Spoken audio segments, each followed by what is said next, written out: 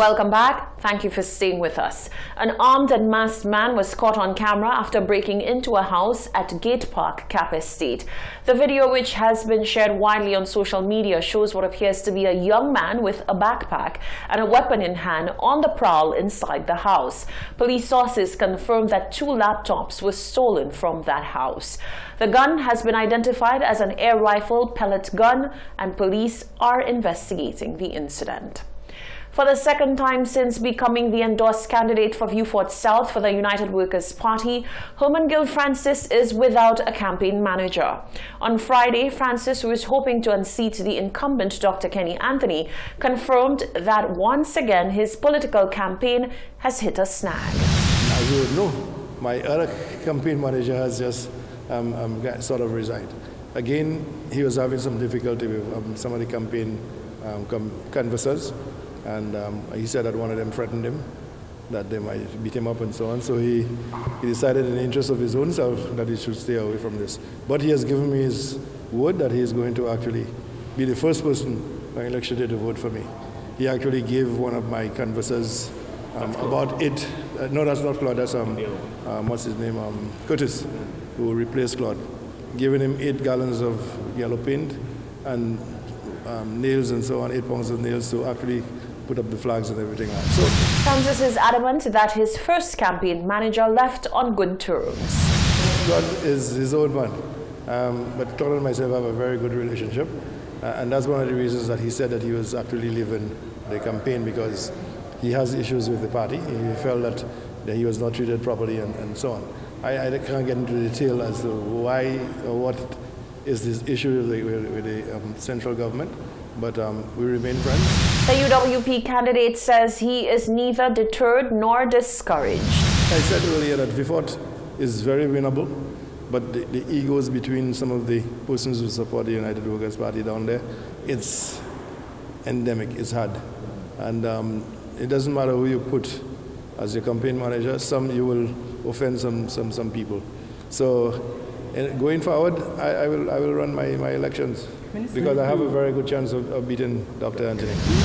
Francis says his campaign will overcome this hurdle and go on to clinch the win for the Vieux Fort South seat in the general election.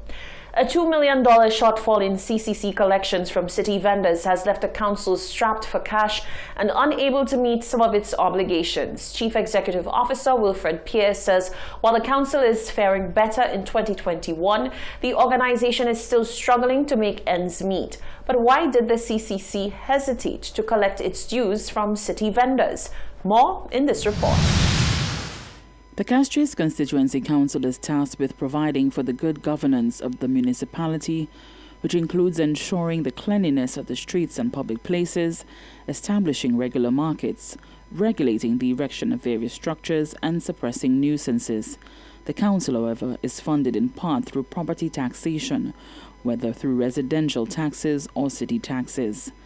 The council's chief executive officer, Wilfred Pierre, says the pandemic had a significant impact on its ability to collect revenue due to a halt of a number of operations. Even with the loss of income, we still had to do things. In fact, we had what you refer to as extraordinary expenses because we had to go out there. When there were the curfew, we still had to operate.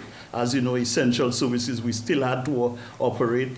Our revenue stream from tents, we didn't receive any money from these initiatives because, you know, all of our tents had to go to different areas to really support the Ministry of Health in terms of quarantine sites. So if you look all around, you will see all our tents at the various health centers, polyclinics, and hospital. Even the Owen King EU Hospital, you would have seen our tents there. So the extraordinary expenses were quite a bit, but as I said, we had to do it. Part of the CCC's revenue also comes from market vendors, and they too were unable to pay those dues because of the slowdown caused by COVID-19. Pierre was asked why the situation was allowed to fester for so long. You're dealing with vendors. These are people that, these are low-income persons, these are single families, head of families, women, and some of them, they will tell you that they cannot pay. I mean, what do you do when you have situation? And it's even worse now, we can't collect from them from a whole year. because we cannot go to these people and say, well, look, especially look at the arcade.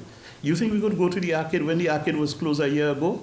We can't. Even today, they have 1 or 2 persons that are still in the arcade, but it has not. It's only operating on just about maybe about 10%. The craft market, has been closed since last year, April.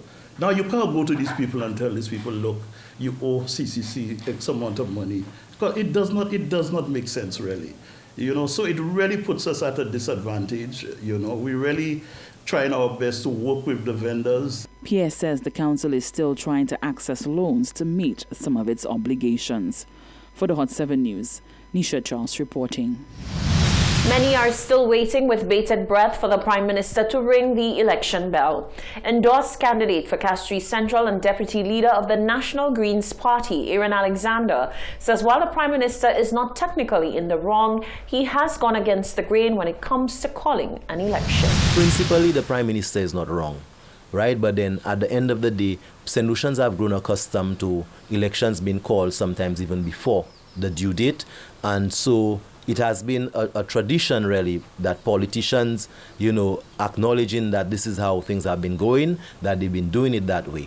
So at the end of the day, I believe that we should have a fixed date for elections in St. Lucia. So no Prime Minister can have that power in his hands to decide what date is elections.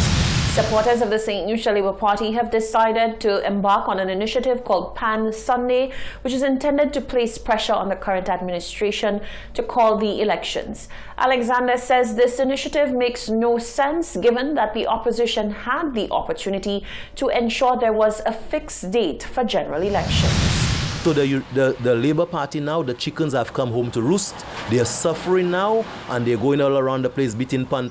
This is all nonsense as far as I'm concerned. The real time they had to make the change was to demand that we would have a fixed date for elections when they presented that report in the House of Parliament. But they joined with the UWP and they threw the report in the bin. So that is what they're suffering from there right now. So they have no credibility, no moral high ground to come and speak about fixed date of elections, because they are just a failure as a United Workers' Party. And even now that we're going through this process and people are demanding elections, this and that and the other, you have not heard the leader of the St. Lucia Labour Party say, if elected or when elected, the St. Lucia Labour Party will ensure we put a fixed date for elections because we will not go through this never again. And the Green Party is saying that if we elected, never again will St. Lucians suffer that kind of situation for the level of the height of arrogance of a Prime Minister and the level of disrespect to us that we are past the 5th anniversary of the last election.